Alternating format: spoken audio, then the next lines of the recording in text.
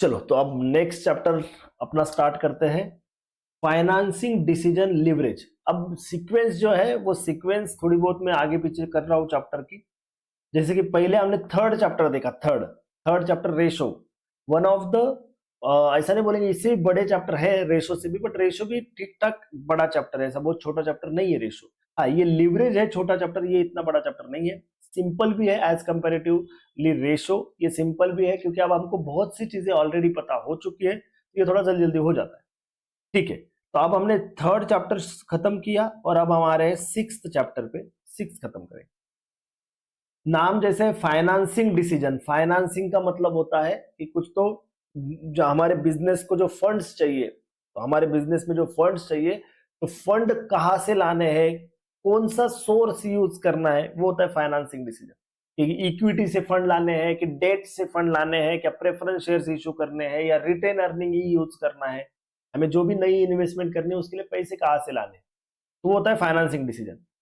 उसमें leverages, leverages मतलब आपका फाइनेंसिंग डिसीजन आप तय करने वाले हैं कहां से पैसे लेने हैं, बट वो तय करने के लिए एक लिवरेजेस टूल यूज किया जाता है।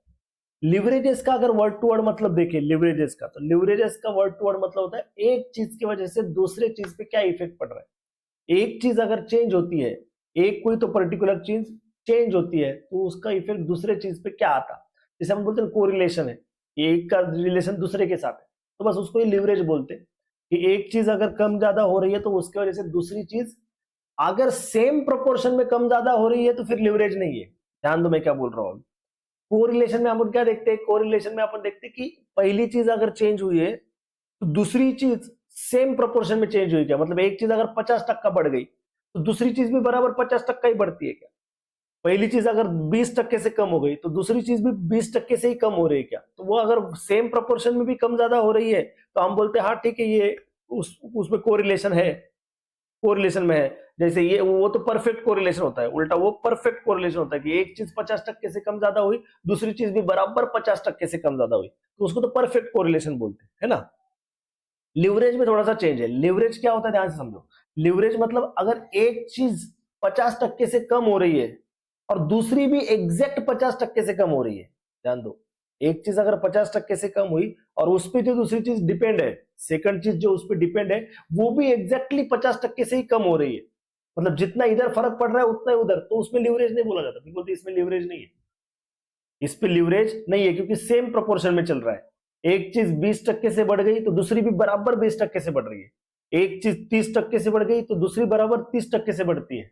तो जितनी पहली चीज पे फर्क पड़ता है सेम उसी परसेंटेज से दूसरी चीज पे फर्क पड़ रहा है, तो फिर उसमें लिवरेज नहीं होता है। लिवरेज तब होता है जब डिसप्रोपोर्शन में काम चले, डिसप्रोपोर्शन में। अब वो कैसे वो बताता हूं, ध्यान दो थोड़ा सा। पहले तो लिवरेज का इतना सा मतलब समझ लो, लिवरेज का इतना सा मतलब है कि एक किसी चीज का फर्क दूसरे चीज पे पड़ना, एक किसी चीज का फर्क दूसरे चीज पे पड़ना, फर्क तो पड़ रहा है एक की वजह से दूसरे चीज पे फर्क पड़ रहा है बट सेम प्रोपोर्शन में नहीं पड़ रहा है। हाँ अगर एक चीज 30% बढ़ रही है तो हो सकता है दूसरी चीज 20% ही बढ़े या फिर 60% बढ़े। एक चीज अगर 30% से बढ़ रही है तो उस पर जो डिपेंडेंट है दूसरी चीज, वो दूसरी डिपेंडेंट चीज 30% से चेंज नहीं होगी, वो हो सकता है 60 से चेंज हो, 20 से चेंज हो, मतलब कोई तो दूसरे प्रोपोर्शन से चेंज हो, डिसप्रोपोर्शन से चेंज हो, तो उसमें लिवरेज है, तो उसमें लिवरेज है। ये मेरा पहला पॉइंट समझा आपको।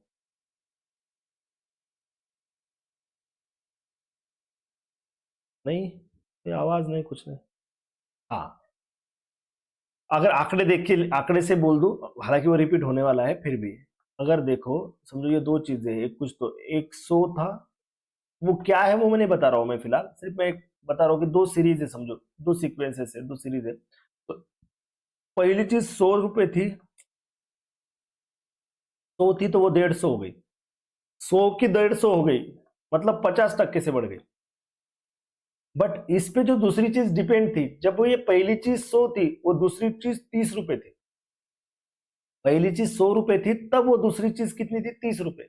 जब वो पहली चीज 100 की 150 हो गई, पहली चीज 100 की 150 हो गई, तो ये दूसरी चीज 30 की 50 हो गई, 30 की कितनी हो गई, 50।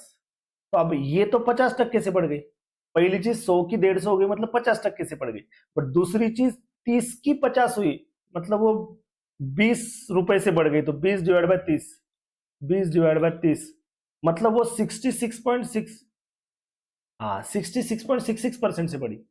पहली चीज 50% से बढ़ी तो दूसरी चीज 66.66% से बढ़ी। मतलब एग्जैक्टली सेम प्रोपोर्शन से बढ़ी क्या? नहीं। पहली चीज 50% से बढ़ी तो दूसरी सेम 50% से नहीं बढ़ी। अगर दूसरी सेम 50% से बढ़ती तो कितनी हो जाती?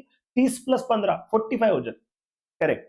तो अगर वो सेम प्रोपोर्शन से बढ़ती तो उसमें लीवरेज नहीं होता है, फिर उसको लीवरेज नहीं बोलते। अब जैसे ये डिसप्रोपोर्शन से बढ़ा, ये 50% से बढ़ा तो ये 66.66% से बढ़ा, हाँ, तो अब इसमें लीवरेज है। फिर ये दो सीरीज में या ये दो चीजों में लीवरेज है। क्या ये समझा आपको अभी?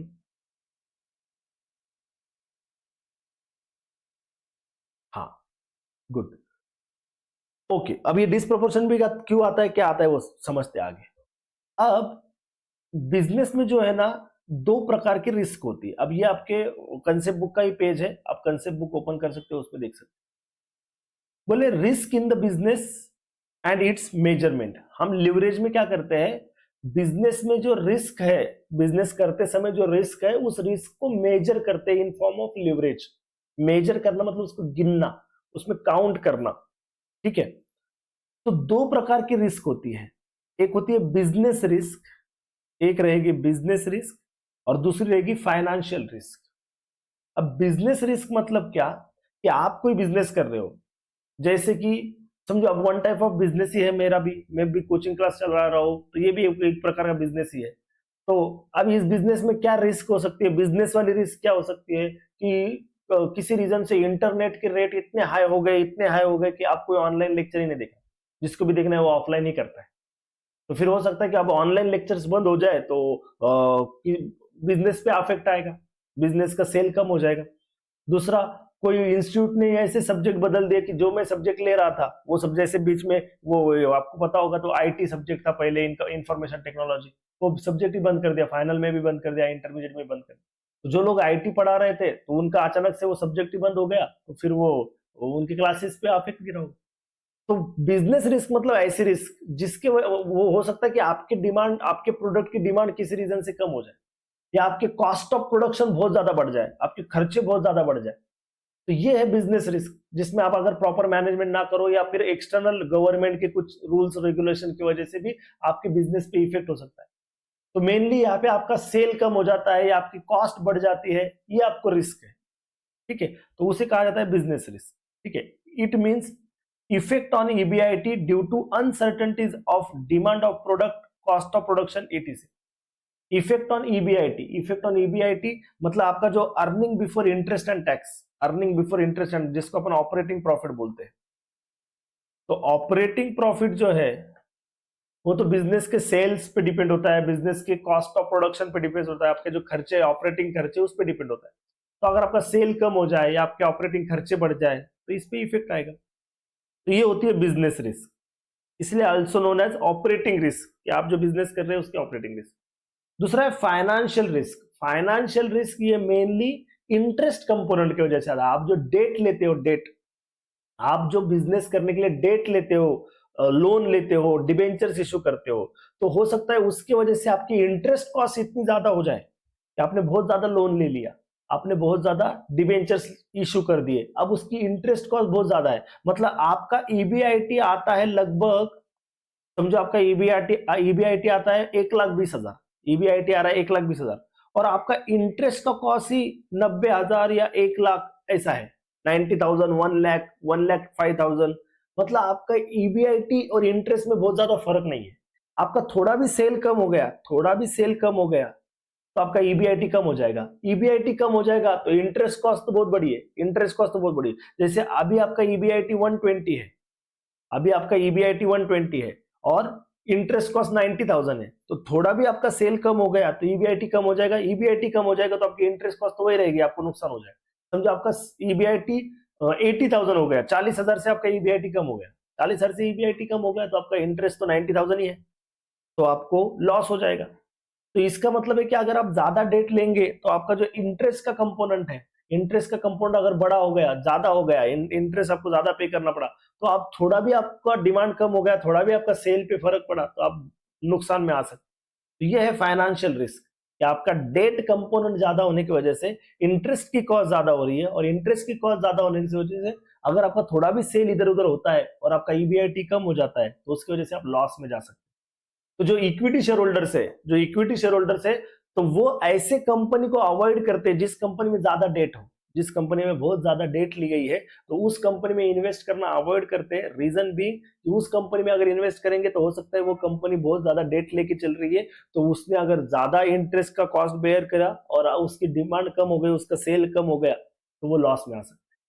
तो देख लो, it refers to the additional risk borne by shareholder when company uses डेप्ट in addition to the equity finance. Company ने ज्यादा डेप्ट यूज किया तो ये रिस्क आती है।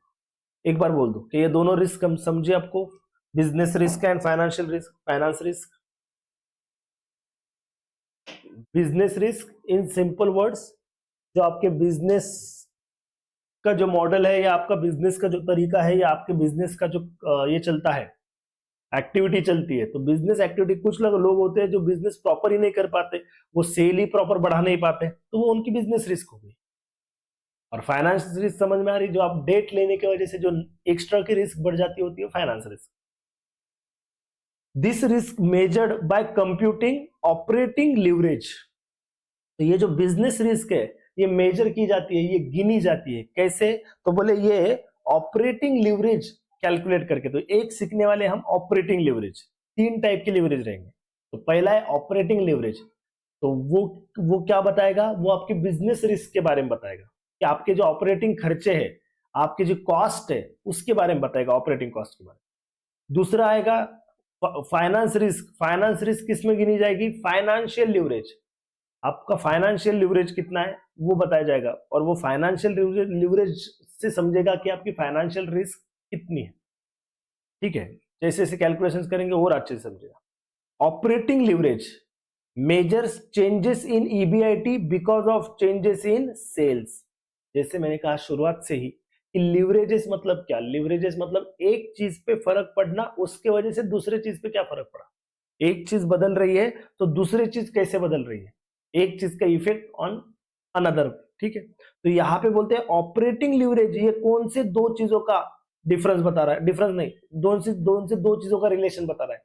बोले ऑपरेटिंग लिवरेज रिलेशन बताता सेल्स का ईबीआईटी के साथ, सेल्स का ईबीआईटी के साथ, कि अगर सेल्स चेंज हुआ, सेल्स बदला, तो सेल्स में चेंजेस की वजह से ईबीआईटी पे क्या फर्क पड़ता है, सेल्स के चेंजेस की वजह से ईबीआईटी पे क्या फर्क पड़ता है, ये बताता है ऑपरेटिंग लिवरेज।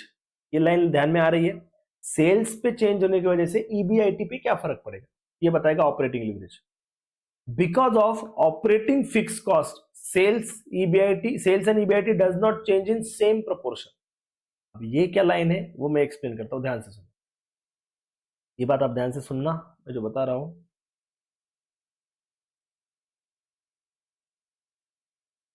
नया स्टार्ट हुआ है लिवरेजेस,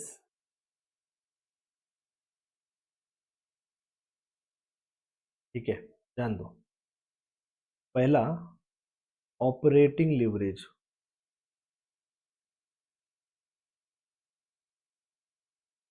ऑपरेटिंग लिवरेज ध्यान देना। हम बोल रहे हैं ऑपरेटिंग लिवरेज, ये बिजनेस रिस्क काउंट करेगा, बिजनेस रिस्क काउंट करके बताएगा आपको कि आपकी बिजनेस रिस्क कैसे चलेगी। बिजनेस रिस्क काउंट कैसे करेगा, या फिर वो किसका किसका रिलेशन बता रहा है? वो बता रहा है आपका सेल का रिलेशन या सेल का इफेक्ट किस पे? ईबीआईटी पे। आपका अगर सेल बदला तो ईबीआईटी कितना बदलेगा।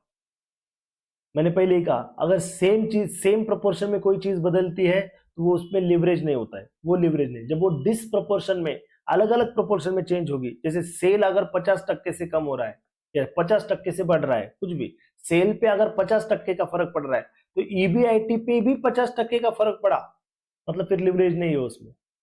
सेल पे 50% का फर्क पड़ रहा है और ईबीआईटी पे 30% का फर्क पड़ रहा है या 20% का फर्क पड़ रहा है तो लिवरेज है। अब ऐसा क्यों कि सेम प्रोपोर्शन में क्यों नहीं और डिसप्रोपोर्शन में क्यों? ध्यान से सुनो। हमने जब रेशो चैप्टर स्टार्ट किया था, अब एकदम शुरुआत में फर्स्ट लेक्चर में, तो आपको मैंने 2 स्टेटमेंट बताए थे, इनकम फ्लो के 2 स्टेटमेंट, याद है आपको? रेशो के चैप्टर की शुरुआत में मैंने इनकम फ्लो के दो स्टेटमेंट, एक एक जो हमने रेशो के लिए यूज किया, कौन सा वाला हमने रेशो के लिए यूज किया, सेल्स माइनस सीओजीएस, फिर आया हमारा जीपी, फिर माइनस ऑपरेटिंग एक्सपेंस, फिर आया ईबीआईटी, बराबर। फिर इसके बाद इंटरेस्ट, फिर टैक्स, वो हुआ। ये एक हमारा फ्लो था। दूसरा फ्लो बताओ, दूसरा कौन सा सीखा था हमने? हाँ, सेल्स माइनस वेरिएबल कॉस्ट, फिर मिलता है हमें, एक नाम लिखा था हमने, contribution. Yes, very good. Sales minus variable cost, फिर आएगा contribution, contribution minus operating fixed cost, correct, fixed cost, जिसको हम बोलते हैं ऑपरेटिंग फिक्स्ड कॉस्ट, क्योंकि इंटरेस्ट नहीं आता इसमें, तो ऑपरेटिंग फिक्स्ड कॉस्ट, और ऑपरेटिंग फिक्स्ड कॉस्ट माइनस करने के बाद आता था ईबीआईटी, करेक्ट। और फिर बाकी ये दोनों स्टेटमेंट यहां से आगे सेम चलते थे। फिर इसमें से इंटरेस्ट माइनस होता है, फिर ईबीटी आता है, ईबीटी में से टैक्स माइनस होता है, फिर ईएटी आता है, फिर प्रेफरेंस डिविडेंड वगैरह वगैरह। वो तो ये दोनों स्टेटमेंट में ये फर्क था, यहाँ पे सीओजीएस माइनस होता है तो यहाँ पे वेरिएबल कॉस्ट, यहाँ पे जीपी निकलता है तो यहाँ पे कंट्रीब्यूशन निकलता है, यहाँ पे ऑपरेटिंग एक्सपेंस माइनस करते तो यहाँ पे ऑपरेटिंग फिक्स्ड कॉस्ट माइनस करते। मतलब यहाँ पे खर्चों को सीओजीएस और ऑपरेटिंग एक्सपेंस डायरेक्ट इनडायरेक्ट में बांटा है, डायरेक्ट इनडायरेक्ट में बांटा है, और यहाँ पे वेरिएबल कॉस्ट और फिक्स्ड कॉस्ट में बांटा है, खर्चों को वेरिएबल कॉस्ट और फिक्स्ड कॉस्ट में बांटा है। तो पिछले चैप्टर के लिए ये वाला स्टेटमेंट चल रहा था, रेशो के लिए ये वाला स्टेटमेंट चल रहा था। अब लिवरेजेस के लिए हम दूसरा वाला, ये वेरिएबल कॉस्ट वाला और कंट्रीब्यूशन वाला स्टेटमेंट यूज करेंगे। लिवरेजेस में जो यूज होगा वो वेरिएबल कॉस्ट और कंट्रीब्यूशन वाला यूज होगा। ठीक है, ये बात समझे आपको? स्टेटमेंट समझ में आया? एक बार बोलो। ठीक है, चलो आगे बढ़ते हैं। अब जैसे मैंने कहा कि ये वाला स्टेटमेंट यूज होगा, तो फिर से लिख रहा हूं, वो वाला स्टेटमेंट कैसा है, सेल्स माइनस वेरिएबल कॉस्ट, फिर मिलता है कंट्रीब्यूशन, फिर आता है ऑपरेटिंग फिक्स्ड कॉस्ट, और लास्ट में ईबीआईटी। फिलहाल इतना ही देखेंगे ये स्टेटमेंट, बाद में देखेंगे आगे और कैसे जाए, अभी के लिए इतना। अब ध्यान देना, अब आपका जो सेल है, आपका जितना भी सेल होगा, समझो आप क्वांटिटी में देखेंगे तो क्वांटिटी में आप 1000 क्वांटिटी बेच रहे हो, 1000 क्वांटिटी बेच रहे हो, जिसकी सेलिंग प्राइस 100 रुपीज है। सेलिंग प्राइस 12 रुपए करते हैं, सेलिंग प्राइस 12 रुपए है, तो आपका सेल हो जाएगा 12,000 का, करेक्ट है। 1000 क्वांटिटी बेची, 12 रुपए की एक, तो सेल हो गया 12,000। ये जो वेरिएबल कॉस्ट रहती ना, ये variable cost is always fixed, variable cost is always fixed. और ये क्या बोल रहे हो, variable cost is always fixed on per unit basis पे ये हमेशा फिक्स रहती, इन टोटल बदलती जाती। जैसे कि अगर ये वेरिएबल कॉस्ट मैं बोल रहा हूं पर यूनिट 8 रुपए है, पर यूनिट 8 रुपए है, तो एक यूनिट के 8 रुपए, तो अगर आप 100 यूनिट्स बेचते हो, 100 यूनिट्स बेचते हो तो 100 इंटू 8, 800 रुपए। अगर आप 1000 यूनिट्स बेचते हो तो 1000 इंटू 8, 8000।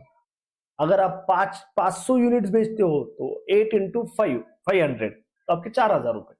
तो ऐसा वेरिएबल कॉस्ट जो होती है वो पर यूनिट फिक्स होती है, पर यूनिट, बट वो जब टोटल में देखी जाती है तो बदलती है, वो depend upon quantity sold, depend upon sales level. Sales बढ़ा, वेरिएबल कॉस्ट भी बढ़ेगी, सेल्स घटा, वेरिएबल कॉस्ट भी घटेगी, सेम प्रोपोर्शन में, सेम प्रोपोर्शन में। जैसे कि अगर मैं 1000 यूनिट बेच रहा हूं, तो 1000 यूनिट बेच रहा हूं तो अब मेरा टोटल सेलिंग प्राइस 12,000 रुपए आया। कॉस्ट प्राइस कितना आएगा, वेरिएबल कॉस्ट 1000 इंटू 8, 1000 क्वांटिटी बेच रहा हूं, 1000 इंटू 8, वो आएगा 8000।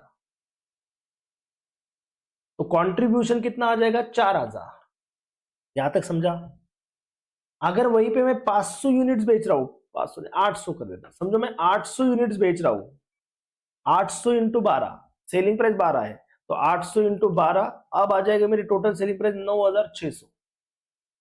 अब वेरिएबल कॉस्ट कितनी आएगी, 800 इंटू 8, 800 इंटू, अब 800 यूनिट बेचे तो 8 रुपीज पर यूनिट का है, तो 800 इंटू 8 6400 क्या बराबर है, 800 इंटू 8 6400। तो अब मेरा कंट्रीब्यूशन कितना आएगा, कंट्रीब्यूशन आएगा 3200। है आपका ध्यान, आप सुन रहे हो क्या मेरी बात?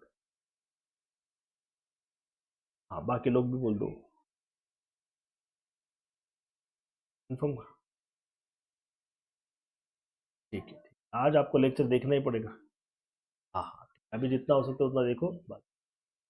तो यहाँ पे देखो, अब ये दोनों भी केस में, ये फर्स्ट केस में, सेकंड केस में, जहां पे आप 1000 क्वांटिटी बेच रहे हो या 500 क्वांटिटी बेच रहे हो, दोनों भी केस में आप देखोगे तो ये तीनों चीजें सेम प्रोपोर्शन में है। ये तीनों भी चीजें सेम प्रोपोर्शन में, मतलब क्या, जब मैंने 12000 के सेल किया, 12000 का सेल, तब मेरा वेरिएबल कॉस्ट 8000 था, वेरिएबल कॉस्ट 8000 था, और मेरा कंट्रीब्यूशन 4000 था। वेरिएबल कॉस्ट 8000 का था, कंट्रीब्यूशन 4000 का था। मैं एक और एग्जांपल अगर लूं, लिखूंगा, ठीक है, मैं नीचे लिख देता हूं। हाँ, अगर मैं क्वांटिटी बदल दूं, क्वांटिटी अब मैंने 500 कर दी, मैंने क्वांटिटी 500 कर दी, तो सेल, थोड़ा समझने के लिए थोड़ा सा चेंज करता हूं, अच्छे से समझ, वापस से लिख रहा हूं कि अगर पहले मैं 1000 क्वांटिटी बेच रहा हूं, if I selling 1000 quantity, if I selling 800 quantity and if I selling 500 quantity, ध्यान देना है, यहाँ पे हम 12 रुपए सेल, 12 रुपए के हिसाब से है पर यूनिट, और वेरिएबल कॉस्ट 8 रुपए के हिसाब से है पर यूनिट। ठीक है, तो यहाँ पे आ गया था 1000 इंटू 12, 12000 का सेल, यहाँ पे 1000 इंटू 8, 8000 का कॉन्ट्रीब्यूशन, सॉरी 8000 का वेरिएबल कॉस्ट, कॉन्ट्रीब्यूशन आ गया 4000। इधर 800 के हिसाब से 12 इंटू 8 9000, 12 इंटू 800 9600 आया था सेल, और 8 इंटू 800 ये आ गया था 6400, तो कंट्रीब्यूशन आया था 3200। अब वहीं पे 500 के हिसाब से अगर करूँ तो 500 इंटू 12 6000 का सेल, 500 इंटू 8 4000 का वेरिएबल कॉस्ट, और कंट्रीब्यूशन आएगा 2000 का। अभी जो तीन स्क्रीन पे तीनों एग्जांपल लिखे हैं वो समझ में आ रहे हैं? क्वांटिटी सिर्फ बदली है, तो वेरिएबल कॉस्ट और सेल का कैलकुलेशन किया और कंट्रीब्यूशन निकाला हमने। ठीक है, अब मेरे समझाने का क्या है, मुझे समझाने का ये है कि ये तीनों चीजें जो है ना, वो सेम प्रोपोर्शन में बढ़ती या कम होती है। जैसे कि जब मेरे 1000 क्वांटिटी बेची, तब मेरा सेल 12000 रुपए का था, 12000 रुपए का था, तो वेरिएबल कॉस्ट 8000 रुपए था, और कंट्रीब्यूशन 4000 रुपए था। तो यही अगर मैं परसेंटेज में बताऊं, परसेंटेज में आप मुझे बताओ वेरिएबल कॉस्ट कितना परसेंट है सेल्स के, आप बताओ वेरिएबल कॉस्ट कितना परसेंट है सेल्स के, बताओ। पहले केस में जब मैंने क्वांटिटी बेची, 1000 क्वांटिटी बेची, तो वेरिएबल कॉस्ट का परसेंटेज बताओ in relation to sales. Okay, 8000 divide by 12000, ऐसा ही किया ना, 8000 डिवाइड बाय 12000, तो वो आ रहा है 66.6666%। तो इसको लिख देते 66.67%। तो ये आ गया 66.67%। तो ऐसे कंट्रीब्यूशन का बताओ, कंट्रीब्यूशन का बताओ, कंट्रीब्यूशन का कितना आएगा, 4000 डिवाइड बाय 12000, 33.33%। तो यहां पे हम देखेंगे तो जब 1000 क्वांटिटी बेची, तो आपका जितना सेल था, उसके 66.6666% वेरिएबल कॉस्ट था, और उसके 33.33% कंट्रीब्यूशन था। जब 800 का देखेंगे ना, 800 का, तब भी यही होगा। ये चेक करो, 6400 वेरिएबल कॉस्ट का परसेंटेज निकालो, 6400 डिवाइड बाय 9600, तो वही आएगा 66.66%, और 3200 डिवाइड बाय 9600, वो भी वही आएगा 33.33%। मतलब यहाँ पे भी सेम रेशो चल रहा है, यहाँ पे भी वही होगा, 4000 डिवाइड बाय 6000, तीसरे केस में 4000 डिवाइड बाय 6000, 66.6666%, और ये आएगा 33.33%। मतलब तीनों भी केस में जितना आपका सेल होता है, उसके 66.66% वेरिएबल कॉस्ट होती है, और जितना कंट्रीब्यूशन आपका 33.33% होता है। समझ में आ रहा है? तो मैं क्वांटिटी और कितनी भी बढ़ाऊं या क्वांटिटी कितनी भी बढ़ाऊं या कम कर दूं, आपका वेरिएबल कॉस्ट का और कंट्रीब्यूशन का जो परसेंटेज है in terms of sales, in relation to sales, वो सेम ही आएगा। अब दूसरी चीज कि जब मैंने देखा कि मेरा सेल कितना बढ़ा, जैसे कि पहले केस में 12,000 से वो सेल बढ़ा नहीं, सॉरी घट गया, 12,000 से सेल मेरा हो गया 9,600, 12,000 से सेल कहां पे पहुंच गया, 9,600 पे पहुंच गया, मतलब सेल मेरा कम हो गया। कितने परसेंट से सेल कम हुआ? सर बोले आपका देखेंगे तो 9,600 और 12,000 फर्क कितना है दोनों में? 2,400 का फर्क है। हाँ, 2,400 का फर्क है। तो 2,400 कितने परसेंट है 12,000 के? तो 2,400 डिवाइड बाय 12,000, सर बोले 20%, मतलब आपका सेल 20% से कम हो गया। देख लो ना, 12,000 में से 20% माइनस करो, 12,000 लेस 20%, तो आ जाएगा 9,600, मतलब आपका सेल कम हुआ है 20% से। तो अगर सेल 20% से कम हुआ, तो चेक करो कंट्रीब्यूशन कितना कम हुआ, कंट्रीब्यूशन कितना परसेंटेज कम हुआ। सर बोले कंट्रीब्यूशन देखेंगे तो 4,000 का कंट्रीब्यूशन था, वो 32,000 पे आ गया, 3200 पे आ गया, 3,200 पे, तो 800 से कंट्रीब्यूशन कम हो गया। तो उसका भी परसेंटेज निकालेंगे तो कंट्रीब्यूशन कितना परसेंट कम हुआ, तो 800 डिवाइड बाय 4,000, 800 डिवाइड बाय 4,000, तो ये भी 20% से कम हुआ। मेरा बोलना समझ में आ रहा है कि देखो, सेल्स 20% से कम हुआ तो कंट्रीब्यूशन भी 20% से कम हुआ, सेल्स 20% से कम हुआ, कंट्रीब्यूशन भी 20% से कम हुआ। क्यों? क्योंकि वेरिएबल कॉस्ट भी देखेंगे तो वो भी 20% से कम हुई, वेरिएबल कॉस्ट भी 20% से कम हुई। 8,000 की 6,400 हो गई, मतलब 1,600 रुपए से वेरिएबल कॉस्ट कम हो गए, तो 1,600 डिवाइड बाय 8,000, 20%। तो बोलने का मतलब यह है कि सेल जितने परसेंट से चेंज हुआ, वेरिएबल कॉस्ट भी उतने ही परसेंट से चेंज हुई। सेल 20% से कम हुआ, वेरिएबल कॉस्ट भी 20% से कम हुई, और कंट्रीब्यूशन भी 20% से कम हुआ। अगर इधर देखेंगे, सेल 50% से कम हुआ, 12,000 का सेल 6,000 हो गया, डायरेक्ट अगर कंपेयर करेंगे 12,000 का सेल 6,000 हो गया, 50% से सेल कम हुआ, तो वेरिएबल कॉस्ट भी 8,000 से 4,000 पे आ गई, वो भी 50% से कम हो गई। कंट्रीब्यूशन 4,000 से 2,000 पे आ गया, वो भी 50% से कम हुआ।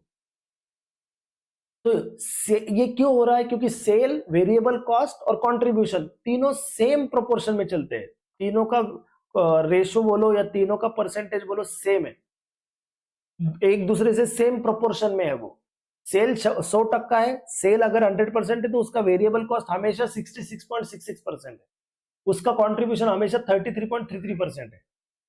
तो ये तीनों सेम प्रोपोर्शन में चलते हैं, इसलिए एक 50% से बढ़ा तो दूसरा भी 50% से बढ़ता है, एक 20% से कम हुआ दूसरा भी 20% से कम होता है। बोलो, ये बात समझ में आ रही है?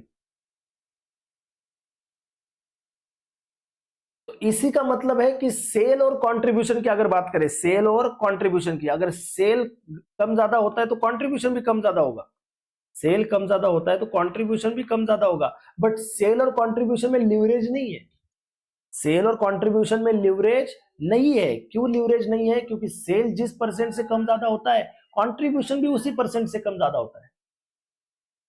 यहां तक समझा? सेल और कंट्रीब्यूशन में लिवरेज नहीं है, क्योंकि सेल जिस परसेंटेज में कम ज्यादा होता है, कंट्रीब्यूशन भी सेम परसेंटेज में कम ज्यादा हो रहा है। कंफर्म करो, ये पॉइंट समझा क्या मेरा? अब मैं अगर बोलूं कि मेरी फिक्स कॉस्ट जो है, आगे थोड़ा सा बढ़ू, अब मैं बोल रहा हूं कि मेरी फिक्स कॉस्ट जो है, समझो मेरी फिक्स कॉस्ट है 3,000 रुपए, मेरी फिक्स कॉस्ट कितनी है? 3,000। अब फिक्स कॉस्ट का मतलब क्या होता है? फिक्स कॉस्ट का मतलब होता है कि आप सेल करो मत करो, ज्यादा करो कम करो, अब एक क्वांटिटी बेचो, 1,000 क्वांटिटी बेचो या 50 क्वांटिटी बेचो, जो खर्चा आपको लगना है वो लगना ही है। जैसे कि उस बिल्डिंग का रेंट हो सकता है, कुछ मैनेजर की सैलरी हो सकती है, कि जो इररिलेवेंट है सेल की क्वांटिटी से, कि वो सेल की क्वांटिटी पे या सेल के अमाउंट पे डिपेंड नहीं करता, सेल बढ़ा तो भी उतना ही देना है, सेल घटा तो भी उतना ही देना है। तो जो फिक्स कॉस्ट में बोल रहा हूं, मान लो कि 3,000 है, तो फिक्स कॉस्ट तीनों भी केस में 3,000 आएगी। आपका क्वांटिटी ऑफ सेल कितना भी हो, 1,000 क्वांटिटी ऑफ सेल हो तो भी फिक्स कॉस्ट 3,000 है, 500 क्वांटिटी हो तो भी फिक्स कॉस्ट 3,000 है, 800 क्वांटिटी हो तो भी फिक्स कॉस्ट 3,000 है। ये पॉइंट समझ में आ रहा है?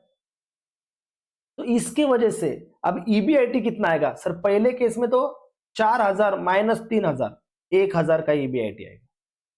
दूसरे केस में 3200 माइनस 3000, 200 रुपए का ईबीआईटी आएगा। और तीसरे केस में तो निगेटिव हो जाएगा, 2000 माइनस 3000, निगेटिव 1000। बोलो ये पॉइंट समझा? फिक्स कॉस्ट समझ में आती है? पॉइंट क्लियर है? अब मैं अगर बोलूं आपको कि फिक्स कॉस्ट क्या परसेंटेज में है सेल के, फिक्स कॉस्ट क्या परसेंटेज में है सेल के, तो सर बोले अब फिक्स कॉस्ट तो हर बार सेम रहने वाली और सेल तो हर बार बदलता है, तो हम ऐसा यूनिफॉर्म नहीं बोल सकते, हम ऐसा यूनिफॉर्म नहीं बोल सकते, क्योंकि पहले इसमें देखो सेल 12000 है, फिक्स कॉस्ट 3000 है, तो 3000 डिवाइड बाय 12000 परसेंटेज निकालेंगे, 3000 डिवाइडेड बाय 12000 तो 0.25 मतलब 25% आ रहा है। तो सर पहले केस में फिक्स कॉस्ट का परसेंटेज 25% है, दूसरे केस में 3000 डिवाइड बाय 9600, 3000 डिवाइड बाय 9600, तो दूसरे केस में तो वो 31.25% आ रहा है, पहले केस में 25% आ रहा है, तीसरे केस में 3000 डिवाइड बाय 6000, यहाँ पे तो 50% आ रहा है, यहाँ पे 50। मैं क्या निकाल रहा हूं? मैं फिक्स कॉस्ट का परसेंटेज निकाल रहा हूं इन कंपेरिजन ऑफ सेल के परसेंटेज में। तो अब तीनों बार अलग अलग आ गया, तीनों बार अलग अलग आ गया। रीजन सर, रीजन कि सेल बदलता है तो फिक्स कॉस्ट बदलती नहीं, सेल जिस प्रोपोर्शन में बदला फिक्स कॉस्ट नहीं बदली। पहले हो रहा था सेल जैसे बदला वेरिएबल कॉस्ट वैसे ही बदल रहा था, कंट्रीब्यूशन भी फिर उसकी वजह से वैसे ही बदल रहा था, क्योंकि वेरिएबल कॉस्ट प्रोपोर्शन में थी, वेरिएबल कॉस्ट प्रोपोर्शन में थी तो कंट्रीब्यूशन भी प्रोपोर्शन में बदल रहा था। बट अब फिक्स कॉस्ट जो है वो सेल के प्रोपोर्शन में चेंज नहीं हो रही है। तो अब ईबीआईटी भी देखो, अब ईबीआईटी देखो, पहले में 1000 था, पहले में 1000 था, दूसरे में 200 आया, तीसरे में तो निगेटिव 1000 आया, निगेटिव 1000 आया। अब तुम अगर चेक करोगे कि पहले केस में सेल कितना परसेंट बदला, ध्यान से अब ये पॉइंट सुनने हैं, पहले केस में सेल कितना परसेंट बदला, तो आपने निकाला था 20% चेंज हुआ, 20% कम हुआ, याद है ना? 12000 का सेल 9600 पे आ गया, 1000 क्वांटिटी 800 पे आ गई, तो 200 से क्वांटिटी कम हो गई तो 20% कम हो गया, तो आपका सेल 20% कम हुआ। तो आप चेक करो क्या ईबीआईटी भी बराबर 20% कम हुआ? सेल 20% कम हुआ तो क्या ईबीआईटी भी 20% कम हुआ? देखो ईबीआईटी 1000 था, 1000 माइनस 20%, तो फिर तो 800 आना चाहिए था, 1000 माइनस 20% करते तो 800 आना चाहिए था, बट क्या 800 आया? नहीं सर, 200 रुपए आया है, ईबीआईटी तो अब 200 रुपए है। मतलब इसका ही मतलब है क्या सेल जिस परसेंट में बदला, सेल 20% से बदला, क्या ईबीआईटी 20% से बदला क्या? नहीं सर, सेल 20% से बदला बट ईबीआईटी 20% से नहीं बदला। ईबीआईटी कितने परसेंट से बदला फिर? सर ईबीआईटी तो 80% से बदला। ईबीआईटी 1000 था, 1000 का 200 हो गया, मतलब 800 रुपए से ईबीआईटी कम हो गया।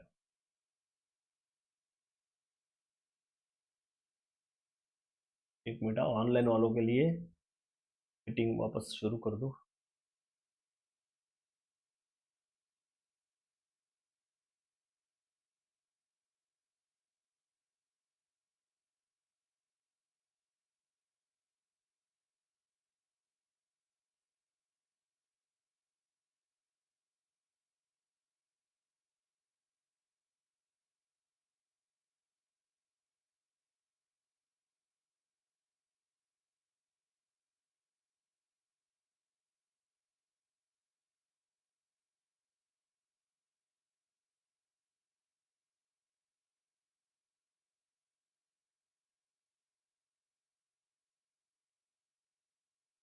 होने दो कनेक्ट सब।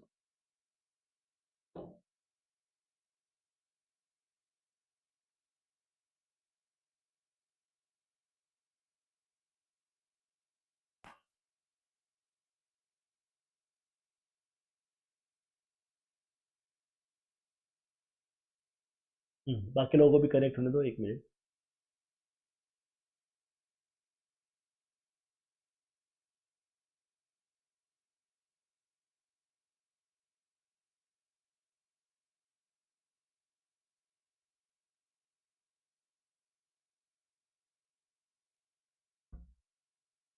ठीक है, तो ये देखो, यहां तक समझा था आपको? यहां तक समझ में आया? यहां तक हमने क्या बोला कि अब फिक्स्ड कॉस्ट सेम होने की वजह से, फिक्स्ड कॉस्ट सेम होने की वजह से आपका जो ईबीआईटी बदल रहा है वो सेम प्रोपोर्शन में नहीं बदल रहा है। आपका सेल 20% से कम हुआ, सेल 20% से कम हुआ बट आपका ईबीआईटी 80% से कम हो रहा है, ईबीआईटी 80% से कम हो रहा है। इधर अगर देखेंगे सेल 50% से कम हुआ, सेल 50% से 12,000 का सेल 6,000 पे आ गया, सेल 50% से कम हुआ है। अब सेल 50% से कम हुआ बट अगर ईबीआईटी देखेंगे, ध्यान दो, ईबीआईटी अगर देखेंगे तो पहले 1000 था तो अब निगेटिव 1000 हो गया। देखो 1000 की चीज निगेटिव 1000 हो जाना मतलब 2000 का डिफरेंस आ जाना, 2000 का 1000 था वो पूरा जीरो हो गया, मतलब 1000 का डिफरेंस वहां आ गया और निगेटिव में 1000 चला गया मतलब 2000 का डिफरेंस आ गया। मतलब आपका जो है वो 200% से, देखो ना 2000 का डिफरेंस आ गया, 2000 डिवाइड बाय 1000, 2000 डिवाइड बाय 1000 मतलब 200% से ईबीआईटी चेंज हो गया। बोलना समझ में आ रहा है? जब ईबीआईटी सॉरी जब सेल 20% से कम हुआ तो ईबीआईटी 80% से कम हुआ, जब सेल 50% से कम हुआ तो ईबीआईटी 200% से कम हुआ, 200% से कम हुआ। तो अब पहले तो बोल दो, यहां तक समझा आप कि पहले कैसे कंट्रीब्यूशन सेम प्रोपोर्शन से बदल रहा था, पहले कंट्रीब्यूशन सेम प्रोपोर्शन से बदल रहा था बट अब ईबीआईटी सेम प्रोपोर्शन में नहीं बदल रहा है। ये पॉइंट समझ में आ रहा है कि बोलो? तो इसका मतलब मैंने पहले बताया कि सेल्स में और कंट्रीब्यूशन में लिवरेजेस नहीं है, सेल्स और कंट्रीब्यूशन में लिवरेजेस नहीं है। क्यों नहीं है? क्योंकि सेल्स और कंट्रीब्यूशन सेम प्रोपोर्शन में कम ज्यादा होता है। बट क्या अब सेल्स और ईबीआईटी में लिवरेजेस है? सेल्स और ईबीआईटी में लिवरेजेस है क्या? हाँ, और हा का रीजन क्या है? Yes sir. क्यों? क्योंकि सेल अगर किसी परसेंटेज से बदलता है तो ईबीआईटी उसी परसेंटेज से नहीं बदलता, ईबीआईटी किसी और परसेंटेज। और रीजन बीइंग, इसका मेन रीजन क्या है आप बताओ? बोला आपको इसका इतने स्टेटमेंट से अगर समझा होगा, इसका क्या रीजन है कि कंट्रीब्यूशन सेम परसेंट से बदलता है बट ईबीआईटी सेम परसेंटेज से नहीं बदलता, सेल जितने परसेंट से बदलता।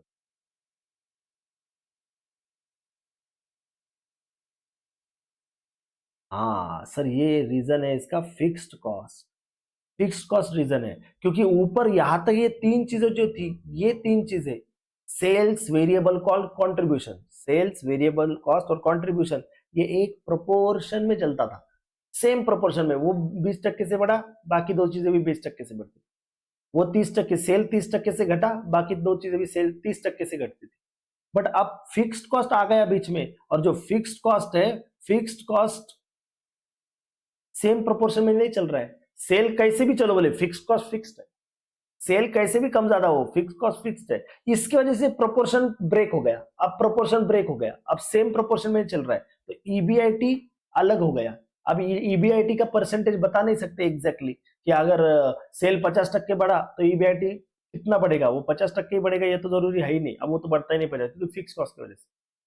हाँ, तो अब इसी के लिए हम फिर लिवरेजेस लाते हैं, हमें इसी को बोलते हैं, ये लिवरेजेस है कि सेम प्रोपोर्शन में कम ज्यादा नहीं हो रहा है, इसको बोलते बोले लिवरेजेस। फिर बताओ बोले फिर कितना बदलता? फिर अब आप बताओ कि अगर आपने एक बेस पकड़ा, अगर आपने एक बेस पकड़ा कि अगर आपका सेल 1000 क्वांटिटी का सेल था और अगर 1000 क्वांटिटी के सेल इसको अगर हमने बेस पकड़ लिया तो अगर 12000 का आपका सेल है तो 12000 का सेल अगर किसी परसेंटेज में बदल रहा है तो आपका ईबीआईटी कितना बदलेगा? सेल बदलेगा तो आपका ईबीआईटी कितना बदलेगा? ये मेजर करके बताओ, वो काउंट करके बताओ, उसको बोलेंगे हम ऑपरेटिंग लिवरेज। वो काउंट करके बताना मतलब ऑपरेटिंग लिवरेज। बोलो एक बार, समझा? वो काउंट करके बताना मतलब। हाँ, तो अब आते हैं फॉर्मूले पे। अब आपने मीनिंग जान लिया, रीजंस जान लिए, अब आते हैं हम ऑपरेटिंग लिवरेज के फॉर्मूले पे, कैसे ढूंढा जाता है। बोले सर पहला तो ऑपरेटिंग लिवरेज का, और ये जो काउंटिंग करते हैं ना, ये ऑपरेटिंग लिवरेज जो काउंट करके बताते हैं इसको बोलते हैं डिग्री ऑफ ऑपरेटिंग लिवरेज, इसको बोलते हैं degree of operating leverage, short में डीओएल।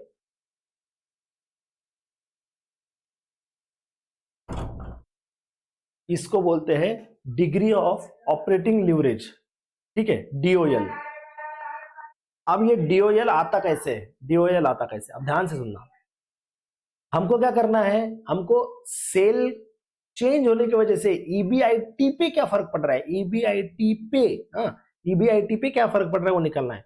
तो जिस पे फर्क पड़ रहा है वो ऊपर लिखना है, जिस पे फर्क पड़ रहा है वो ऊपर लिखना है। जैसे कि हम बोलेंगे परसेंटेज चेंज इन ईबीआईटी, जिस पे फर्क पड़ रहा है वो ऊपर, परसेंटेज चेंज इन ईबीआईटी।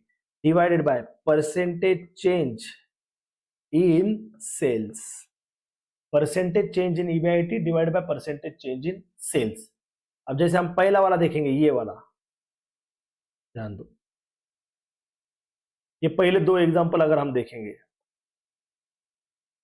तो ने अभी राउंड किया तो कितना कितना फर्क पड़ा देखो। 1000 का ईबीआईटी 200 पे चला गया, हमने देखा ना 1000 का ईबीआईटी 200 पे चला गया, तो 1000 का ईबीआईटी 200 पे जाना मतलब कितना परसेंट बदलना, 1000 का ईबीआईटी 200 पे जाना मतलब कितना परसेंट बदलना। वो कैसे निकालते, तो वो निकालते पहले 1000 का था ना, तो पहले 1000 लिखो, उसमें से माइनस करो अभी कितना है, तो अभी 200 हो गया, तो 1000 में से 200 हो गया, तो 800 का फर्क पड़ा। 800 डिवाइडेड बाय वो 1000 जो ओरिजिनल था, बेस जो था उससे डिवाइड करो, मतलब हमको परसेंटेज समझेंगे। तो 800 का फर्क पड़ा किस पे, 1000 पे, 1000 का था जो 800 का फर्क पड़ा, तो इसलिए 800 इधर 1000 कर दिया।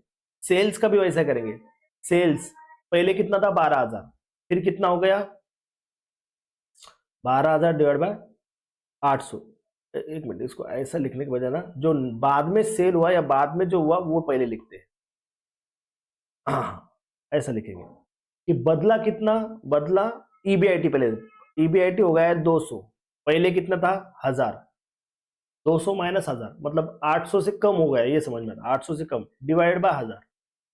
वैसा ही सेल का देखेंगे, सेल का कितना था पहले, बाद में सेल हुआ आपका 9600, बाद में सेल हुआ 9600 माइनस 12000, 9600 क्योंकि 12000 का था तो 9600 पे आ गया, तो फर्क कितना हो गया सर, बोले 9600 माइनस 12000, 2400 से सेल कम हो गया इसलिए वो निगेटिव दिखेगा, और डिवाइड बाय ओरिजिनल सेल कितना था 12000। एक बार ये बताओ भला, ये परसेंटेज चेंज निकालते आ रहा है क्या आपको, ये चीज समझ में आ रही है कि परसेंटेज चेंज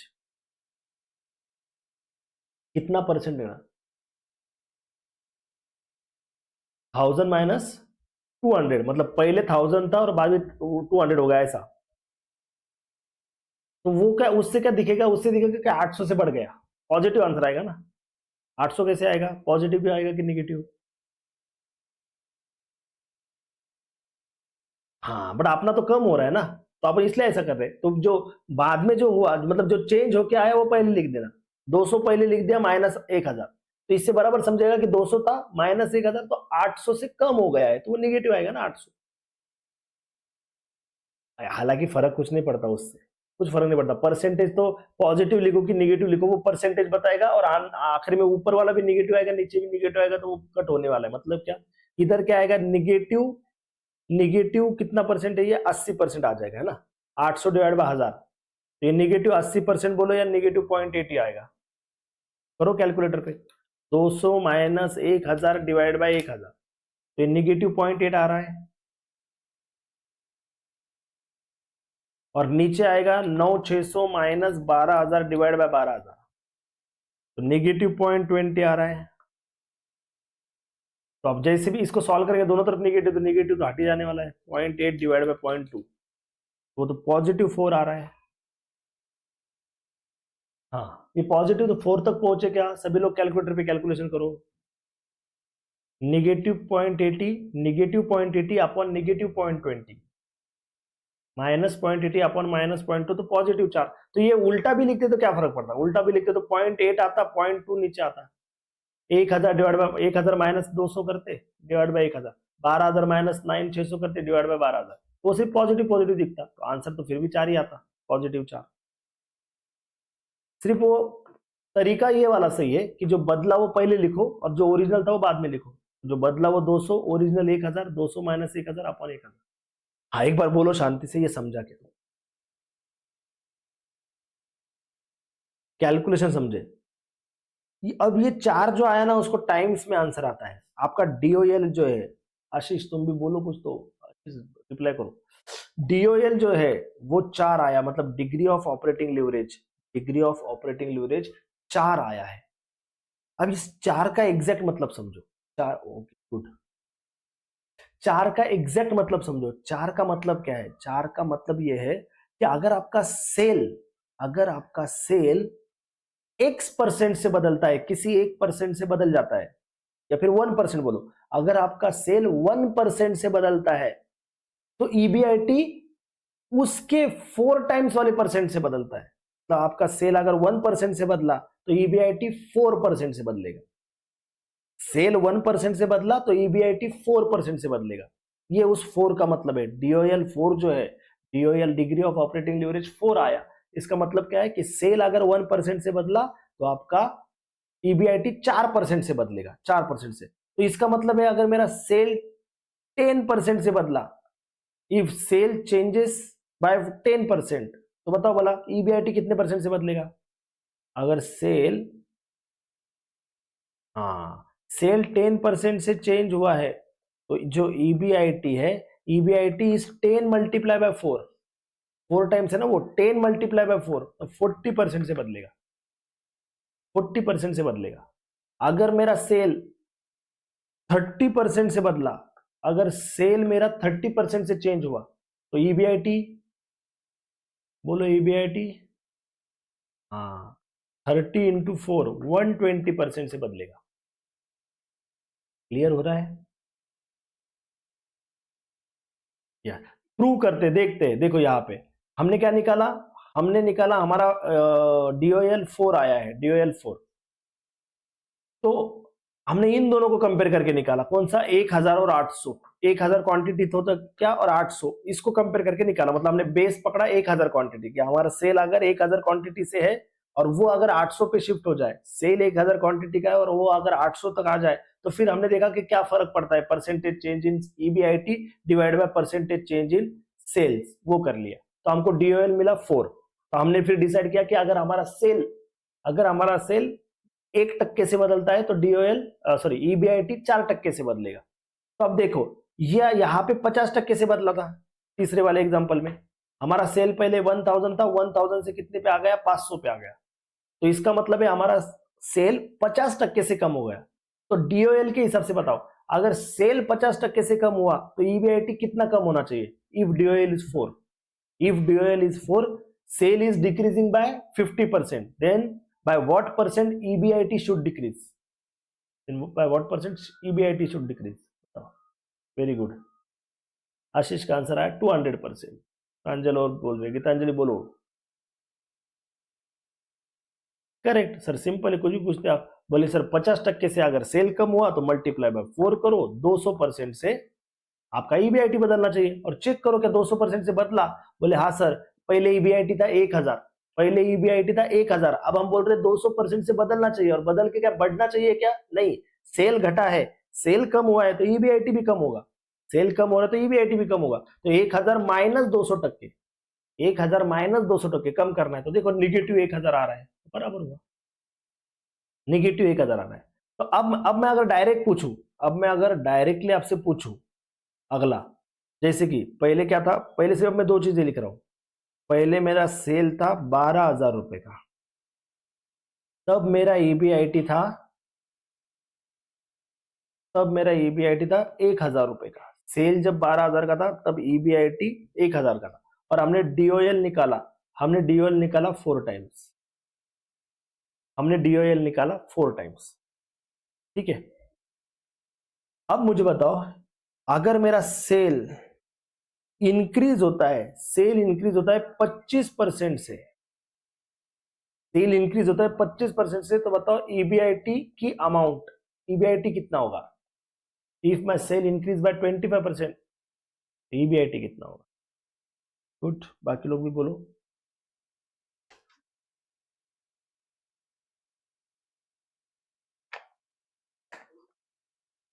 बोलो, सेल 25% से बढ़ा तो ईबीआईटी कितना होगा, अमाउंट बतानी।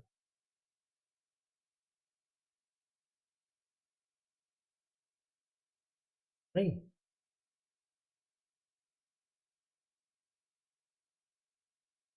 यस, एक और आंसर आया। अरे कैसे करेंगे, देखो ध्यान दो, हमने क्या बोला, डीओएल 4 है ना, डीओएल 4 है। इसका मतलब सेल जिस परसेंट से बढ़ता है, सेल जिस परसेंट से बढ़ता है उसके 4 टाइम्स ईबीआईटी बढ़ता है। तो सेल 25% से बढ़ा तो 25 इंटू 4, 25 इंटू 4 1000, सॉरी 25 इंटू 4 100। तो मतलब अगर सेल 25% से बढ़ा तो ईबीआईटी 100% से बढ़ जाएगा। तो ईबीआईटी पहला 1000 है, 1000 प्लस 100%, 2000। समझ में आ रहा है? सेल अगर 25% से बढ़ गया तो ईबीआईटी 2000 आएगा। अब बताओ, सेल अगर 5% से कम हो जाएगा, ये आंसर दो। अब सेल अगर 5% से कम हो जाएगा तो अब ईबीआईटी कितना? सेल अगर 5% से कम हो जाए तो अब ईबीआईटी कितना? ओके, बाकी लोग, सेल अगर 5% से कम हो जाए तो अब ईबीआईटी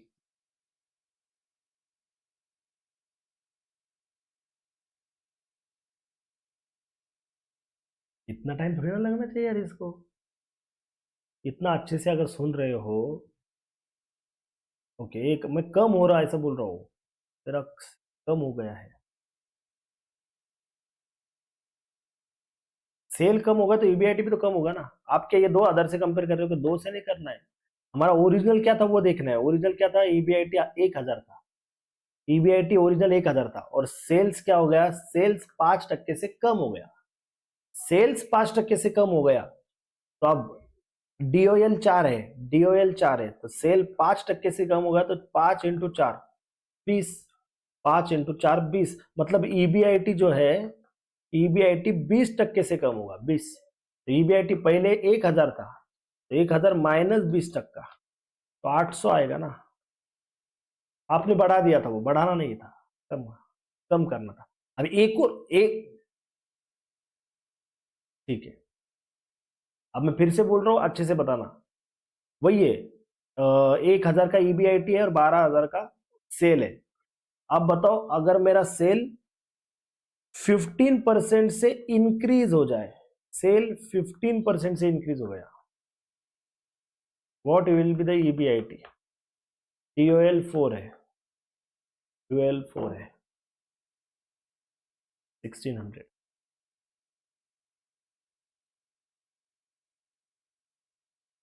करेक्ट, वेरी गुड, 1600, क्योंकि 15 इंटू 4, सेल 15% से बढ़ा, 15 इंटू 4, 15 इंटू 4 आ जाएगा आपका 60, तो 60% से ईबीआईटी बढ़ेगा। तो पहले 1000 का ईबीआईटी था, पहले 1000 का ईबीआईटी था प्लस 60%, तो अब 1600 का ईबीआईटी हो जाएगा।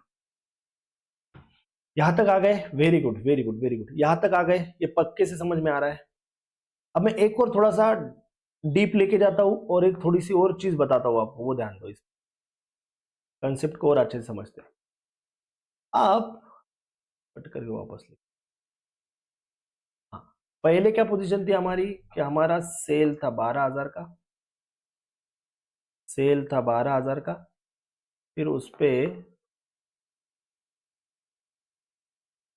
सेल 12000 का था, वेरिएबल कॉस्ट तब 8000 का था, कंट्रीब्यूशन आया था 4000, फिक्स कॉस्ट 3000 की थी, ईबीआईटी 1000 आया था, फिर सेल हो गया था 9600 का, तो ये वेरिएबल कॉस्ट 6400 था, कंट्रीब्यूशन आया था 2400, उसमें से 9600 माइनस 6400, 3200 का था, कंट्रीब्यूशन 3200 का था, फिक्स कॉस्ट 3000 की थी, तो 200 का ईबीआईटी था।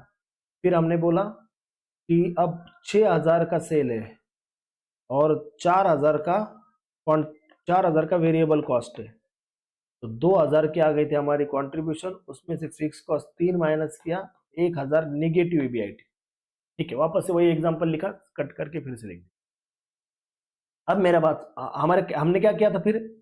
डिग्री ऑफ ऑपरेटिंग लिवरेज ढूंढा था, डिग्री ऑफ ऑपरेटिंग लिवरेज, वो भी वापस से लिख रहा हूं। डिग्री ऑफ ऑपरेटिंग लिवरेज कैसे ढूंढा था बताओ? याद है फॉर्मूला अभी जो लिखा था? Degree of operating leverage, DOL, हाँ हाँ, परसेंटेज चेंज इन ईबीआईटी। याद कैसे रखना है? किस पे इफेक्ट पड़ रहा है? वो ऊपर ईबीटी पे फर्क पड़ रहा है, सेल का फर्क ईबीआईटी पे निकालना है। तो ईबीआईटी ऊपर, percentage change in EBIT divide by percentage change in sales. ठीक है, percentage change in EBIT divide by percentage change in sale. तो हमने पहले से दूसरे पे गए, ये जो पहला था ना, पहला था 12000 का सेल अगर 9600 हो जाए तो क्या? तो हमने लिखा था फिर परसेंटेज चेंज इन ईबीआईटी, 1000 का ईबीआईटी 200 पे चला गया, 200 माइनस 1000 डिवाइडेड बाय 1000, फिर 9600 माइनस 12000 डिवाइडेड बाय 12000, ये आया था -0.8 डिवाइड बाय -0.2, तो 4 टाइम्स यहां तक पहुंचे थे, रिपीट कर दिया, कुछ नहीं किया, लिखा भी वापस, तो 4 आ गया था हमारा डीओएल। ठीक है, अब इसका मतलब ये है क्या, ध्यान दो, अब इसका मतलब ये है क्या कि अब इस कंपनी का बोलो, इस फर्म का बोलो, अब फाइनली या परमानेंटली डीओएल 4 ही है, अब हमेशा के लिए इसका डीओएल 4 ही है, ऐसा इसका मतलब है क्या? इसका मीनिंग क्या है, मतलब ये जो मैं पूछ रहा हूं इसका मीनिंग क्या हो रहा है? तो अगर ऐसा हो जाएगा कि इसका परमानेंटली डीओएल 4 है, तो जब भी इसका सेल कुछ परसेंट से बढ़ा तो डीओएल ईबीआईटी उसके 4 टाइम्स बढ़ेगा। ये बात ठीक है, ये बात सही है, बट ये बात तभी सही है कि जब आपका बेस ये वाला है, मतलब आप बेस सेल आपका 12000 पकड़ रहे हो, तो जब आपका कंपैरिजन जो भी होगा वो 12000 से होगा, तो मतलब आपका 12000 का सेल 18000 हो गया, तो 12000 का सेल 14000 हो गया, तो 12000 का सेल 10000 पे आ गया, तो मतलब जब बेस सेल 12000 है और बेस सेल 12000 पकड़ के आप कैलकुलेशन कर रहे हो कि बेस सेल 12000 है और वो 50% से बढ़ गया, बेस सेल 12000 है और वो 20% से बढ़ गया, बेस सेल 12000 है वो 10% से घट हो गया, कम हो गया, तो अगर बेस सेल को आपने 12000 पकड़ा है और फिर आप देख रहे हो तो फिर सही है, फिर आपका डीओएल 4 है। बट अब अगर आपने बेस बदल दिया, मतलब अब मैं अगर बेस शिफ्ट कर दूं यहां से यहां, अब मैं बोल रहा हूं कि मेरा 9600 का, ध्यान दो मैं क्या बोल रहा हूं, मेरा 9600 का सेल है और वो 6000 पे आ गया, 9600 का सेल है और वो 6000 पे आ गया, कितना परसेंट कम हो गया बताओ? 9600 माइनस 6000, नहीं नहीं नहीं, 50% कहाँ कम हो रहा है? अब 9600 का सेल 6000 पे आ गया, अरे तो आपका सेल 3600 से कम हुआ, 3600 से सेल कम हुआ, और कितने से? पहले 9600 था ना, तो 3600 डिवाइड बाय 9600, हाँ, तो अब सेल कम हो रहा है 37.5% से, करेक्ट है। तो अब देखो 37.5% से सेल कम हुआ, डीओएल कितना था? 4, डीओएल 4 था तो इंटू 4 करेंगे, इंटू 4 किया तो 1.5 आया, सेल कम हुआ 37.5%, 37.5% से सेल कम हुआ, और हमारा डिग्री ऑफ ऑपरेटिंग लीवरेज 4 था, तो हम बोल रहे थे सेल अगर 37.5% से कम हुआ तो उसका मतलब ईबीआईटी कितने परसेंट से कम होना चाहिए, तो मल्टीप्लाई बाय 4 करेंगे तो ईबीआईटी 150% से, है ना, ईबीआईटी 150% से कम होना चाहिए, तो चेक करो बोला 200 माइनस 150%, 200 माइनस 150%, तो वो तो 100 रुपये आ रहा है, बोले सर, दो, हाँ -100 आ रहा है, -100 आ रहा है, 200 माइनस 150%, तो -100 आ रहा है, तो इसका मतलब आपका ईबीआईटी तो -100 आना चाहिए था, ईबीआईटी तो -100 आना चाहिए, बट ईबीआईटी कितना आया है? -1000 आया है ना, ईबीआईटी तो -1000 आया है ना कि -100 आया है, अरे सुन रहे हो क्या? ये क्यों हुआ सर, यहाँ पे क्यों नहीं फिट बैठा हुआ? अपन जो बोल रहे थे कि जितना सेल कम होता है उसके 4 गुना ईबीआईटी कम होता है, यहाँ पे तो फिट नहीं बैठ रहा है, क्योंकि वो जो डीओएल 4 था, वो डीओएल 4 सिर्फ 20 सेल को बेस पकड़ के था, आपने बेस ही बदल दिया, आपने बेस ही बदल दिया, आपने अब 9600 को कंपेयर करना शुरू किया कि 9600 का सेल 6000 हो गया, 9600 का सेल 6000 हो गया, तो आपका सेल 37.5% कम हो गया, बट आपने जो डीओएल पकड़ा था, सॉरी, आपने जो डीओएल निकाला था 4, क्या वो 9600 को बेस सेल पकड़ के निकाला था क्या? नहीं, आपने डीओएल जो पकड़ा था 4, वो तो 12000 के सेल को बेस सेल पकड़ के किया था, तो जब तुम 12000 से कंपेयर करोगे कि हाँ 12000 का सेल 6000 हो गया, 12000 का सेल 6000 हो गया, तो 50% से सेल कम हुआ, 50% से सेल कम हुआ, 12000 का 6000 हो गया, हाँ, तो अब 12000 बेस पकड़ा था तब डीओएल निकाला था 4, 12000 बेस पकड़ा था तब डीओएल निकाला था 4, तो 12000 से सेल 6000 पे आ गया, मतलब 50% पे आ गया, तो तुम्हारा ईबीआईटी 50 इंटू 4 200% से कम होगा, और वो बराबर हो रहा है 1000 माइनस 200%, तो 1000 आता है। देख लो, मेरा बोलने का मतलब समझ में आ रहा है कि आप बेस बदल दोगे तो वो डीओएल काम नहीं करेगा, आपको नया डीओएल ढूंढना पड़ेगा, ये बेस पकड़ के, ये बेस पकड़ के नया डीओएल ढूंढना पड़ेगा, क्या कि आपका बेस सेल अगर 9600 है, बेस सेल आपका अगर 9600 है, तब ईबीआईटी कितना है? 200, बेस सेल 9,600 है तब ईबीआईटी 200 है, तो 9,600 से सेल 6,000 पे चला गया, 9,600 से सेल 6,000 पे चला गया, तो ईबीआईटी 200 से निगेटिव 1,000 पे चला गया, ईबीआईटी 200 से निगेटिव। अब इसका डीओएल निकालो, इसको बेस सेल पकड़ के डीओएल निकालो, तो हम फिर से वही percentage change in EBIT, percentage change in EBIT कितना आएगा, अब 1,000 रुपए निगेटिव ईबीआईटी हो गया, माइनस 200 रुपए डिवाइड बाय 200, और पर सेल कितना हो गया, 6,000 का सेल हो गया, माइनस 9,600 डिवाइड बाय 9,600। तो अब अगर आप परसेंटेज चेंज देखोगे तो 200 माइनस निगेटिव 1,000 मतलब 1,200 से कम हो गया है, 1,200 से कम, 1,200 डिवाइड बाय 200, 1,200 डिवाइड बाय 200, तो ये 200% से कम हो गया है, निगेटिव 200% से कम। समझ में आ रहा है? नहीं कुछ तो गड़बड़ हो गई। 1,000 माइनस 200, 1,000 माइनस 200 और 1,000 निगेटिव माइनस 200, तो ये 1,200 से कम हो रहा है, ये ठीक है, तो ये 1,200 से कम हुआ, डिवाइड बाय मुझे 200 करना चाहिए था, 600% से कम हो रहा है ये सब। आप ढूंढो भरा, कैलकुलेटर पे आ जाएगा, मैं बोल बोल के कंफ्यूज कर रहा हूँ। ये निगेटिव 600% आ रहा है क्या, चेक करो। ईबीआईटी निगेटिव 600% आ रहा, हाँ कैसे आया वो निगेटिव 600%, तो आपका निगेटिव 1,000 हो गया ना, ईबीआईटी निगेटिव 1,000 हो गया और माइनस 200 करना था, तो निगेटिव 1,000 माइनस 200, तो वो निगेटिव 1,200 आ रहे हैं, ये निगेटिव 1,000 माइनस 200 तो आ रहे हैं निगेटिव 1,200, और 1,200 डिवाइड बाय 200 वो निगेटिव 600। समझा? तो इसका मतलब है सिंपल इतना, ये ना आपका 600% से ईबीआईटी कम हो गया है, ये उसका मतलब है। और 200 का ईबीआईटी 1,000 पे चला गया ना, निगेटिव 1,000 पे, 600 से आपका ईबीआईटी कम हो गया है। 600 डिवाइडेड बाय सेल कितना कम हुआ है, तो हमने निकाला था सेल कम हुआ है 37.5%, सेल कम हुआ है 37.5%, तो डीओएल कितना आ रहा है, 600 डिवाइड बाय 37.5, डीओएल आ रहा है 600 डिवाइड बाय 37.5, 16 टाइम्स, 16 आ रहा है क्या, देखो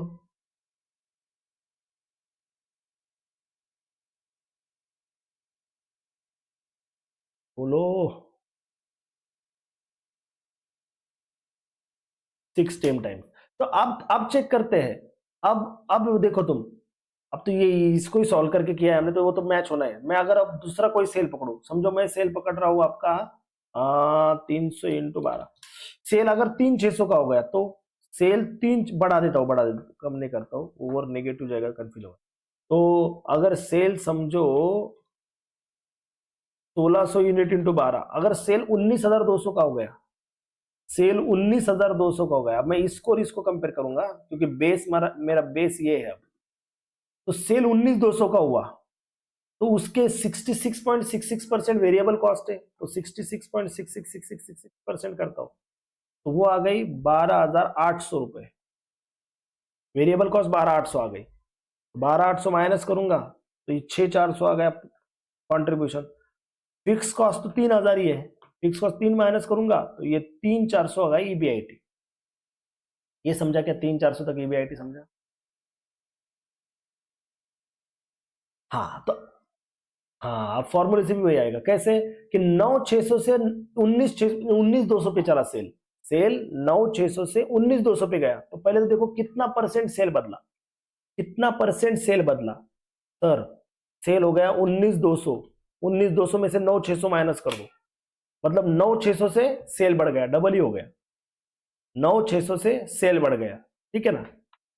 हाँ तो 9,600 डिवाइड बाय 9,600, तो 100% से सेल बढ़ा ना, 100% से 9,600 में 100% ऐड कर दिए तो वो 19,200 हो गया, तो 100% से सेल बढ़ा, 100% से सेल बढ़ा तो उसका 16 टाइम्स ईबीआईटी कितना था, 16, सॉरी डीओएल कितना था 16, तो उसके 16 टाइम, तो अगर 100% से सेल बढ़ा तो इंटू 16, 1,600% से ईबीआईटी बढ़ना चाहिए, 100% से सेल बढ़ा तो इंटू 16, 1,600% से ईबीआईटी बढ़ना चाहिए। तो चेक करो, पहले ईबीआईटी था 200, 200 में 1,600% ऐड करो, 200 प्लस 16 100%, 200 प्लस 1600 बराबर 3400 आ रहा है, 3400 आ रहा है। बोलो भाई, ये सब समझा क्या लीवरेज? मैंने बहुत, हाँ बहुत मैंने उसको मतलब अलग अलग इससे भी बताया, और बेस चेंज होने के बाद क्या होता है वो भी बताया। वो थोड़ा कंफ्यूजिंग होता है कभी कभी बच्चों को, कि कभी कभी लगता है कि आप डीओएल ये आया मतलब इस कंपनी का डीओएल अब यही है, उस सेल पे ये है, जिस सेल को आपको बताया उस सेल पे ये है। अगर सेल बदल दो, बेस सेल बदल दो और फिर कंपेयर करो तो अगर अलग डीओएल है। सिंपली ये जो मैं बात बोल रहा हूँ ये कब काम में आता है पता है? कब काम में? हमने पहले क्या किया था, 12,000 का बेस सेल पकड़ के 9,000 के सेल पे शिफ्ट हुए थे। तो 12,000 का सेल अगर 9,600 पे चला जाए, 12,000 का सेल 9,600 पे चला जाए तो आपका डीओएल तब कितना आया था? 4 टाइम्स आया था, है ना? 4 टाइम्स आया था, ध्यान है आपका? 12,000 का सेल जब 9,600 पे चला जाए तो आपका डीओएल 4 आया था। बट उल्टा हो जाए, 9,600 का सेल 12,000 पे आ जाए तो डीओएल 4 ही नहीं रहता, क्योंकि तब आप बेस सेल बदल रहे, तब बेस सेल आपका 9,600 हो गया। तो ऐसे प्रैक्टिकल क्वेश्चन आते हैं, कभी कभी ये दिमाग लगाना पड़ता है कि क्वेश्चन में उल्टा बोल रहे हैं अब, कि पहले उन्होंने 12,000 का बेस सेल पकड़ के 9,600 होने के बाद डीओएल 4 निकाला था। अब इसका मतलब ये नहीं कि 9,600 का सेल 12,000 पे आ गया तो डीओएल 4 पकड़ के हम कैलकुलेशन करेंगे, उल्टा हो रहा है, वो बेस बदल रहा है। ठीक है, हाँ हाँ इसमें भी करेक्ट। हाँ 12,000 से कंपेयर करेगा तो इसमें भी 16 आएगा डीओएल, क्योंकि तब बेस सेल आपका 9,600 है, और पहले भी जब 16 ढूंढा था तब भी बेस सेल अपने 9,600 पकड़ा था। यस, यहाँ पे आप कैलकुलेट कर करके देख सकते हो, वहां पे 16 आएगा। देख लो ना, आप आपको 16 पता चल गया है ना, तो देखो 9,600 और 12,000 तो फर्क कितना है? सेल कितने से बढ़ रहा है? तो सर 12,000 माइनस 9,600 डिवाइड बाय 9,600, तो आपका सेल बढ़ रहा है 25%। हाँ सेल बढ़ा 25% से, तो 25 इंटू 16, 25 इंटू 16 400। हाँ तो देखो आपका ईबीआई, हाँ 200 एड 400%, देख लो 1,000 रुपये आ रहा है, 200 प्लस 400%, 1,000 रुपये आ रहा है। आया कि नहीं? यस, तो ये है ऑपरेटिंग लिवरेज। अभी सिर्फ मैंने ऑपरेटिंग लिवरेज पूरा समझ लिया, और वो भी एक फॉर्मूले से। इसका एक और सिंपल छोटा सा फॉर्मूला है, उससे भी हम समझेंगे। ठीक है, बता दो क्या वो छोटा सा फॉर्मूला तुरंत, मतलब कल हम डायरेक्ट प्रैक्टिस, कुछ नहीं। दूसरा शॉर्टकट फॉर्मूला है, वो कैसे आया वो कल बताता, अभी सिर्फ वो फॉर्मूला बता देता। दूसरा ऑपरेटिंग लिवरेज का, डिग्री ऑफ ऑपरेटिंग लिवरेज का शॉर्टकट फॉर्मूला है EBIT, sorry contribution divide by EBIT. अब ये क्यों आया कैसे वो कल बताता। Contribution divide by EBIT, contribution divide by EBIT, cross check करते हैं। चलो पहला हमारा 4 आया था ना, डीओएल 4, तो देख लो उसमें कॉन्ट्रीब्यूशन कितना है? 4,000 divide by EBIT, 4,000 divide by EBIT करो, कितना आएगा?